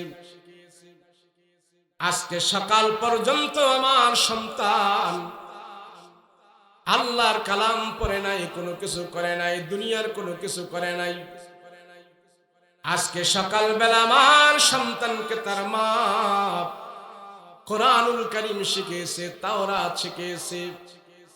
এই তাওরাতের প্রথম যখন নাকি সবক দিয়েছে, আমার সন্তানটা জবান দিয়ে উচ্চারণ করে বলেছে, আজকে সকালবেলা আপনি যখন নাকি রাস্তা দিয়ে গেছেন তখন আমার উপরে আযাব হয়েছে। কিছুক্ষণ পরে আমার সন্তান যখন তাওরাত পড়তে গেছে, তাওরাত পড়ার সময় আমার সন্তান তার মা তারে শিখাইছে, আমার স্ত্রী আমার সন্তানকে শিখাইছে, তুমি তাওরাত পড়ার আগে আল্লাহর নামের উপরে শুরু করো। আমার সন্তান যখন নাকি বিসমিল্লাহির রহমানির রহিম পড়েছে, বিসমিল্লাহির রহমানির রহিম পড়ার পর আল্লাহ তাআলা সাথে সাথে আমার কবরের আযাবটাকে হালকা করে দিয়েছে। আমার সন্তান বিসমিল্লাহ পড়ার পর, আল্লাহর নামের উপরে শুরু করার পর আল্লাহ ডাক দিয়া কয়, এ বান্দা, তোমার সন্তান দুনিয়ার জমিনে জবান দিয়ে আমার নাম পড়তেছে, রহমান আমাকে বলেছে, রহিম আমাকে বলেছে। তোমার সন্তানকে তুমি রেখে আসছো, আর তোমার স্ত্রী তাকে যখন নাকি আমার নামের গুণগুলো পড়াইতেছে, আমার নামের উপরে তাওরাত তেলাওয়াত করাটা শুরু করে দিয়েছি, তোমার বান্দার জবান থেকে আমার নাম উচ্চারণ হইতে দেরি হয়েছে, আমি আল্লাহ যদি তোমার কবরের আযাব ক্ষমা না করে, তোমার গুনাহ খাতা ক্ষমা না করে, আমার রহমান নামের গুণ আমি রেখে লাভ হইল কি? তোমার সন্তান জবান থেকে পড়ার সাথে সাথে আমি আল্লাহ তাআলা তোমার কবরের আযাব বন্ধ করে দিলাম। সুবহানাল্লাহ। পয়গম্বর মুসা বলে, আল্লাহ, এটা তাফসীরের ভিতরে আসছে। মুফাসসিরিন কিরাম লেখেন 4 তাফসীরের ভিতরে এসেছে, মুসা আলাইহিস সালাতু ওয়াস সালাম যখন নাকি কথা শুনলো, আল্লাহ তুমি যে রহমান, তুমি যে রহিম, আমি বুঝতে পেরেছি যারা নেক সন্তান দুনিয়াতে রেখে যায়, এই সন্তান যখন মা বাবার জন্য দোয়া করে, মা বাবার জন্য আমল করে, সন্তানের কারণে আল্লাহ পাক মা বাবার কবরের আগুন নিভাইয়া দেবে। কথা বলেন ঠিক কিনা? নেক সন্তান রাখবেন তো ইনশাআল্লাহ? কথা বলেন রাখবেন তো ইনশাআল্লাহ? নেক সন্তান কেমনে হয়? আমি যদি আমার বাবা থেকে আমলগুলো শিখি, হ্যাঁ, হুজুরকে নিয়ে বলেন, হুজুর বাবা দুনিয়ার জমিন থেকে বিদায় হয়ে গেছে, হুজুর কিছুদিন আগে আমার বাবা মারা গেছে, হুজুর আমার বাবার জন্য দোয়া করেন। তো হুজুরে গেছে আপনার বাবার জন্য দোয়া করতে, হুজুরের চেয়ারের মধ্যে বসাইছেন, হুজুরে কয়, এই টেলিভিশনটা কি এখানে? কয়, হুজুর এই 32 ইঞ্চি টেলিভিশন, এটা আমার বাবাই কিনা রাইখা গেছে, এই চেয়ারটাও আমার বাবাই কিনা রাইখা গেছে। হুজুর এই টেলিভিশনে আর এই চেয়ারের মধ্যে বসলে বাবার জন্য দুঃখে কলিজা ফেটে যায়। বলে কেন? বলে এই চেয়ারে বসে বসে আমার বাবা রাত্রে 1টা 2টা পর্যন্ত নাটক দেখতো, সিনেমা দেখতো, টক শো দেখতো, বাবায় গান বাদ্য টেলিভিশনে শুনতো, আর এই চেয়ারে বসে বসে দেখতো। এই টেলিভিশন দেখলে আর এই চেয়ার দেখলে বাবার জন্য আমার দুঃখে কলিজা ফেটে যায়। হুজুরে কয়, হায় হায় হায়, এতক্ষণে বুঝলাম তোর বাবাও একটা জাহেল ছিল, তোর দুনিয়াতে একটা জাহেল রেখে গেছে। যে সন্তান বাবার গুনার সঞ্জামাদি দেখে কাঁদতে থাকে, বাবার গুনার সঞ্জামাদি দেখে আফসোস করতে থাকে, আমার বাবার মৃত্যুর পরে আমি যদি বাবার গুনার সঞ্জামাদি দেখে, অপরাধের সঞ্জামাদিগুলো দেখে দেখে আফসোস করতে থাকি, সন্তানের এই আফসোসগুলো আমার আপনার কবরে দাও দাও করে আগুন জ্বলতে থাকবে।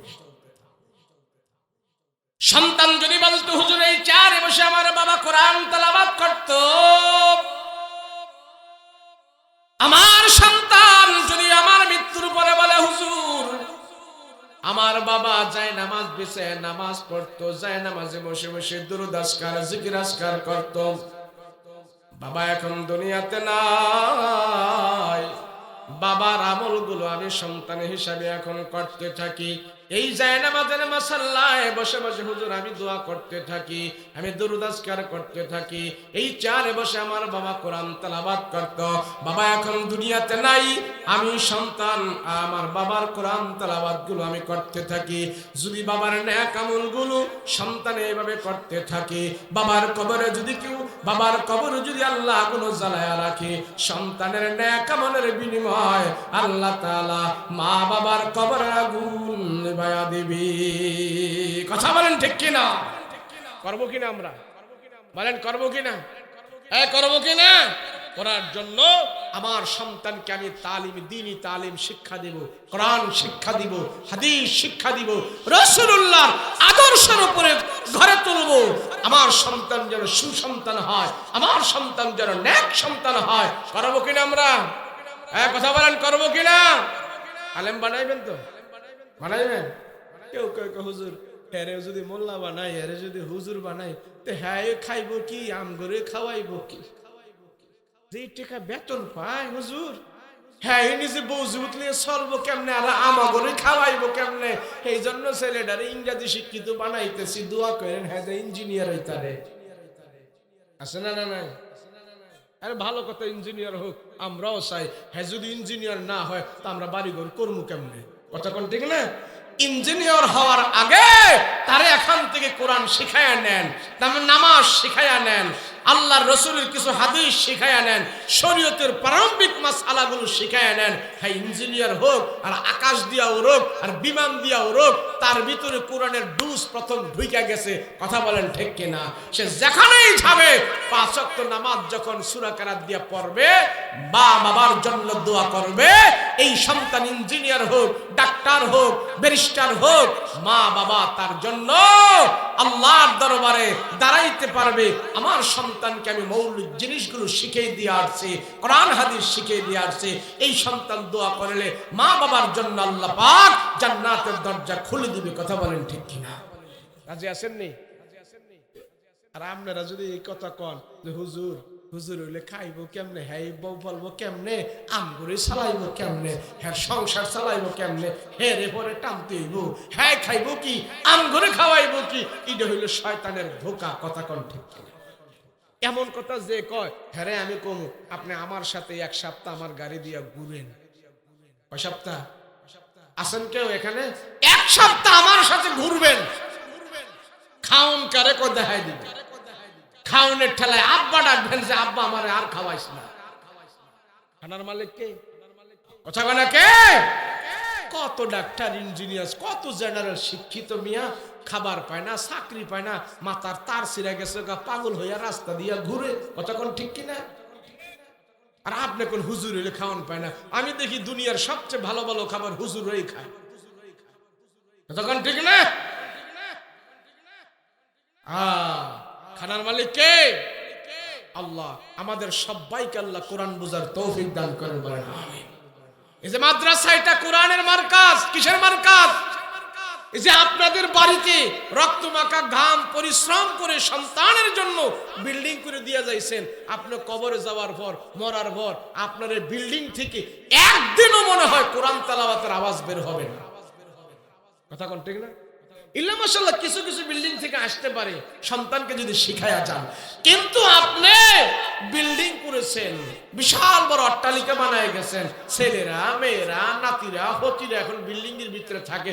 এই বিল্ডিং আপনার রক্তমাখা ঘাম দিয়ে এটা করে গেছেন, কিন্তু আপনার ছেলে মেয়েরা বিল্ডিং এ এখন ল্যাব গায়ে দিয়ে আরামে ঘুমায়, একটাও নামাজ পড়ে না, একটাও কোরআন পড়ে না। কথা কোন ঠিক না? কিন্তু আপনি যদি এই মাদ্রাসাটা কইরা যান, হেনে কি শুধু ল্যাব গায়ে দিয়ে ঘুমাইবো? কথা কয় না ঘুমাইবো? রাত্রে 3টা বাজে উঠা তারা কোরআন তেলাওয়াত করবে। কথা বলেন ঠিক কি? কটা বাজে উঠে? 3টা বাজে উঠে এই ঘরে কোরআন তেলাওয়াত হবে। তাহলে আমার ঘর থেকেও আগে এই ঘরটা দরকার। কথা বলেন ঠিক কিনা? আমার অর্থায়নে, আমার টাকায়, আমার মেহনতে, আমার সুপরামর্শে যদি আমার এলাকায় আমি একটা মাদ্রাসা করে যেতে পারি, মাদ্রাসার সাথে যদি আমার সম্পৃক্ত থাকে, আমি থাকবো কবরে। আমার অর্থায়নে, আমার চেষ্টার বিনিময় কেউ যদি এখানে টাকা দেন, আমিও যদি এখানে টাকা দিয়ে মাদ্রাসাটা করে যাই, এখান থেকে কোরআনের যে তেলাওয়াত হবে, যে আওয়াজ বাজবে, আমার মৃত্যুর পরে আল্লাহ পাক এই কোরআনের তেলাওয়াতের আওয়াজ আমার কবরের ভিতরে পৌঁছায় দিবে। কথা বলেন ঠিক কিনা? এই যে এখানে গোরস্থান আছে না নাই? আপনাকে আব্বা আম্মা আছেন এখানে, দাদা দাদি আছেন এখানে, দাদা দাদির আব্বা আম্মা আছেন এখানে। তা আপনাদের মতনই তো তারা ছিল, এখন তারা কবরে সমান হয়ে আছে। কথা বলেন ঠিক কিনা? হ্যাঁ ঠিক কিনা? এখানে অনেক ছেলে মেয়েরা এখানে আছি আমরা, আমার দাদারা সেখানে চলে গেছে, আমার বাবারা সেখানে চলে গেছে, তাদের রেখে যাওয়া বাড়িতে গাড়িতে আমরা আছি। কথা কোন ঠিক কিনা? তারা আছে কবরে, আমরা আছি উপরে। কিছুদিন পরে আমরা যাব কবরে, আমাদের সন্তানরা থাকবে উপরে। কথা বলেন ঠিক কিনা? একই তো হালাত, একই তো হালাত। এই হালাত হওয়ার আগে যদি আমি এমন কাজ করে যাই, কবরে থেকে থেকে যদি আমি সওয়াব পাইতে থাকি, কবরে থেকে থেকে যদি আল্লাহ আমার কবরে যদি নেক পৌঁছাইতে থাকে, এমন কিছু করে যাওয়ার দরকার আছে না? বলে না আছে না? নাই। বলে হুজুর আমি দুনিয়াতে কত কিছু করেছি, আমি সূরা ফাতিহাটা ভালো করে জানি নাই, নামাজও জানি না, কিন্তু আমার সন্তানদেরকে পড়াবো, নাতিদেরকে আমি কোরআন তেলাওয়াত করব, সেই জন্য কোরআন তেলাওয়াতের মার্কাজটা আমার দরকার আছে। আমি যদি ঈমানি তাকাত মনে করি, আমি যদি আখিরাতের সম্পদ মনে করি, যে এই মাদ্রাসা আমি থাকবো না, মাদ্রাসা থাকবো, আমার পূর্বপুরুষেরা থাকে না, এই মাদ্রাসা আছে, আমি থাকবো না, মাদ্রাসা থাকবো। কবরের ভিতরে যাওয়ার পর এই মাদ্রাসা থেকে যেন কোরআন তেলাওয়াতের আওয়াজ আমার কবরে যায়, সেই জন্য কোরআনের জন্য, মাদ্রাসা টিকে থাকার জন্য আমি 10,000 টাকা দিব। আমি তো থাকবো না দুনিয়াতে, আমার 10,000 টাকা আখিরাতের ব্যাংকে আমি এখানে জমা করে গেলাম। এমন কয়টা ব্যক্তি আছেন যে 10,000 টাকা, 20,000 টাকা, 5,000 টাকা এই মাদ্রাসার জন্য আমি দিব? অল্প সময় কালেকশন করব, বেশি লম্বা আমি কালেকশনের বক্তা না, কালেকশন আমি জানি না। মাদ্রাসা দেখে আমি কালেকশনে হাত বাড়াইলাম। আমার নিজেরও একটা মাদ্রাসা আছে, আমার বাবাই করেছে, সেই মাদ্রাসার জন্য আমাদের আম্মা মহিলা প্যান্ডেল থেকে 5,000 টাকা দিয়েছেন। আল্লাহ কবুল মঞ্জুর করেন, বলেন আমিন। আল্লাহ তোমার এই বান্দিকে আল্লাহ কবুল করো, বলেন আমিন। আল্লাহ তার আব্বা আম্মাকে মাফ করে দাও, তার বংশ পর্যন্ত থেকে যারা অন্ধকার কবরে আছে সবাইকে মাফ করে দাও, বলেন আমিন। বসুন। বোরহান ভাইয়ের আম্মার জন্য 1,000 টাকা দিয়েছেন, আল্লাহ কবুল মঞ্জুর করেন, বলেন আমিন। আল্লাহ আব্বা আম্মাকে মাফ করে দেন, বলেন আমিন। হায়াতে ইবাদান করুন। ইয়া কি এখানে দিবে নাকি বাহিরে দিবে? তাহলে আপনার ভিতরে এখানে দাঁড়াইতেছেন কে? ভিতরে আসুন, ভিতরে বসতে হবে, বসুন। এই ছেলেরা তোমরা এখানে দাঁড়াইছো কেন? বসো, যাও ভিতরে বসো, বসো বসো। দেওয়া হবে, এখনই দেওয়া হবে, দেওয়ার পরে দেওয়া হবে, বসো।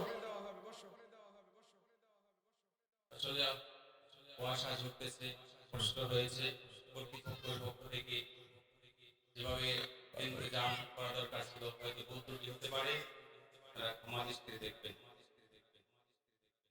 আস্তাগফিরুল্লাহাল্লাযী লা ইলাহা ইল্লা হুয়াল হাইয়ুল কাইয়্যুম ওয়া আতুবু ইলাইহি লা হাওলা ওয়ালা কুওয়াতা ইল্লা বিল্লাহিল আলিয়্যিল আযীম। আল্লাহুম্মা সাল্লি আলা সাইয়্যিদিনা নাবিয়ানা শাফিয়ানা হাবিবানা মাওলানা মুহাম্মদ সাল্লাল্লাহু তাআলা আলাইহি ওয়া আলা আলিহি ওয়া আসহাবিহি আজমাইন। আলহামদুলিল্লাহ, আমরা একে অপরের জন্য দোয়া করব, দেশের জন্য দোয়া করব, দশের জন্য দোয়া করব, আব্বা আম্মার জন্য দোয়া করব, তাম মুসলিম উম্মাহের জন্য আমরা দোয়া করব। আল্লাহ পাক যেন আমাদের প্রত্যেককে মাফ করে দেয়, বলেন আমিন। যে বসো, এই সবাই বসেন না, বসে দোয়া করেন, বসুন। জি, একটু সিরিয়াল করে বসেন, তাইলে আপনাদের জন্য আমার একটা দিতে সুবিধা হবে। আস্তাগফিরুল্লাহাল্লাযী লা ইলাহা ইল্লা হুয়াল হাইয়ুল কাইয়্যুম ওয়া আতুবু ইলাইহি লা হাওলা ওয়া লা কুওয়াতা ইল্লা বিল্লাহিল আলিয়্যিল আযীম। আল্লাহুম্মা সাল্লি আলা সাইয়্যিদিনা নাবিয়িনা শাফিয়ানা হাবিবানা মাওলানা মুহাম্মদ সাল্লাল্লাহু তাআলা আলাইহি ওয়া আলা আলিহি ওয়া আসহাবিহি আজমাইন। আল্লাহুম্মা আমিন। ربنا ظلمنا أنفسنا وإن لم تغفر لنا وترحمنا لنكونن من الخاسرين رب ارحمهما كما ربياني صغيرا رب ارحمهما كما ربياني صغيرا اللهم اكفني بحلالك عن حرامك وأغنني بفضلك عمن سواك اللهم حاسبني حسابا يسيرا রব্বুল আলামিন পরওয়ারদিগার আলম, আয় আল্লাহ, রাত্র অনেক হয়ে গেছে, তোমার বান্দার বাড়িতে যায় নাই, দুইটা হাত তোমার আদালতে উঠায় রাখছে রে মালিক। তাকায় দেখো কত পাকনা দাড়িওয়ালা, পাকনা চুলওয়ালা মুরব্বী বাবারা হাত উঠাইছে। আয় আল্লাহ, আমার বৃদ্ধ বাবা যাদেরকে তুমি মাফ করে দাও। আয় আল্লাহ, এই মাহফিল কবুল করে নাও। আয় আল্লাহ, মাদ্রাসাকে কবুল করে নাও। যারা আল্লাহ মাদ্রাসার প্রতি মেহনত করতেছে, সময় ব্যয় করতেছে, জান মাল দ্বারা পরিশ্রম করতেছে, আল্লাহ তাদের জান মাল তুমি নাজাতের ওসিলা বানায় দাও রব্বুল আলামিন।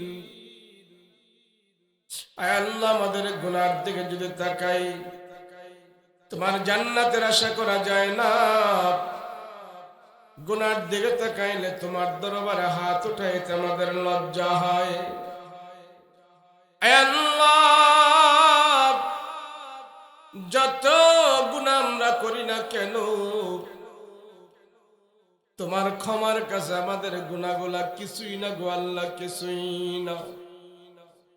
আমাদের জিন্দেগীর সব গুনাহ খাতা মাফ করে দাও। আল্লাহ, আব্বা আম্মার গুনাহ খাতা মাফ করো, দাদা দাদের গুনাহ খাতা মাফ করো, নানা নানির গুনাহ খাতা মাফ করো। আয় আল্লাহ, এমন সন্তান এখানে আছে তাদের মাও দুনিয়াতে নাই, বাবাও দুনিয়াতে নাই, মা হারায়া বাবা হারায়া সন্তানেরা তোমার দরবারে হাত উঠাইস।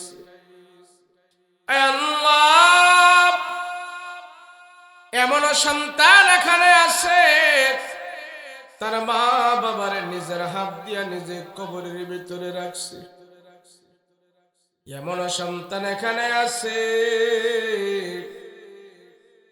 এ হাত দিয়া তার মা বাবারে কাফন দাফন করায়া দিছে। আল্লাহ, যে হাত দিয়া মা বাবার লাশ কবরে রাখছে, ওই হাতগুলো আজকের মাহফিলে তোমার আদালতে উঠাইয়া মা বাবার জন্য দোয়া চায়, ক্ষমা চায়। মা বাবার কবরের আযাব তুমি বন্ধ করে দাও। আল্লাহ, রাত্র যত গভীর হয় দুনিয়ার মানুষের দরজা জানালা বাসা বাড়ি সব বন্ধ হয়ে যায়, কিন্তু তোমার রহমতের দরজা বন্ধ হয় না, তোমার ক্ষমার দরজা বন্ধ হয় না রে মালিক। আমাদের জিন্দেগীর সব গুনাহ খাতা মাফ করে দাও। আয় আল্লাহ, ছোটকালে মা বাবা আমাদের জন্য কত কষ্ট করেছে, কত মেহনত করেছে। মা বাবা নিজে না খাওয়ায় আমাদেরকে খাওয়াইছে, নিজে না পরে আমাদেরকে পড়াইছে। ঈদের দিন আসলে বাবা আমাদেরকে নতুন জামা পরায় আনন্দ করাইতো, নতুন জুতা পরায় আনন্দ করাইতো, কিন্তু সেই বাবার মৃত্যুর পরে আমরা কাফনের জামা পরায় বিদায় করে দিছি। আয় আল্লাহ,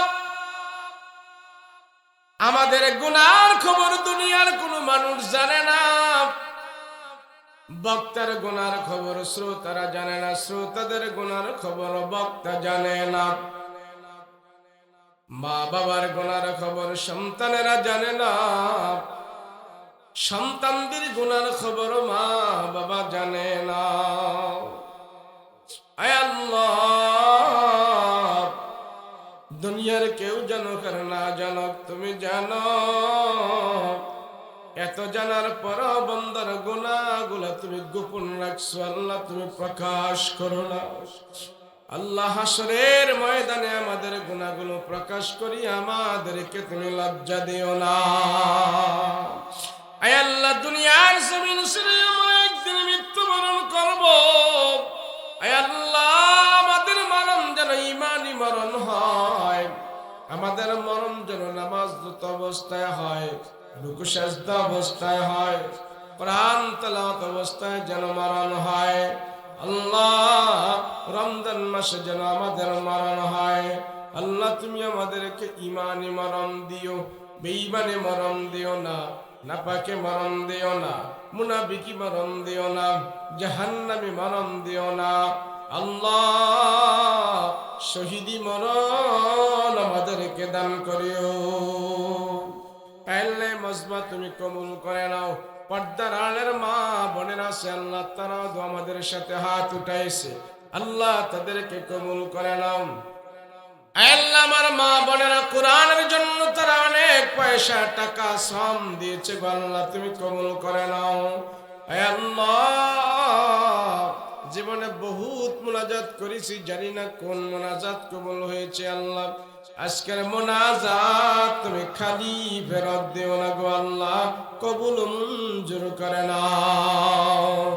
আয় আল্লাহ, যতগুলো আবদার করেছি তুমি কবুল করে নাও আল্লাহ। আমাদের পাশে, মাদ্রাসার পাশে, মাহফিলের পাশে, এলাকার গোরস্থান গো আল্লাহ, কত জনের বাবা মা, ভাই ব্রাদার, আত্মীয় স্বজন গোরস্থানে শুয়ে আছে। আজকের মাহফিলের হাদিয়া এই গোরস্থানের নাজাতের বাণী হিসাবে তাদের কবরের মধ্যে তুমি পৌঁছায়া দাও। আল্লাহ, যতগুলো আবদার করেছি সব আবদার গুলো কবুল করে নাও আল্লাহ। যতগুলো আবদার করেছি সব আবদার গুলো তুমি কবুল করে নাও আল্লাহ। বর্জনীয় কথাগুলো বর্জন করার তৌফিক দান করে দাও, আমলীয় কথাগুলো আমল করার তৌফিক দান করে দাও। আজকের মাহফিল তুমি আমাদের জন্য নাজাতের উসিলা বানায়া দাও। ওয়াসাল্লাল্লাহু তাআলা আলাইহি ওয়া আলা আলিহি ওয়া সাহবিহি আজমাইন।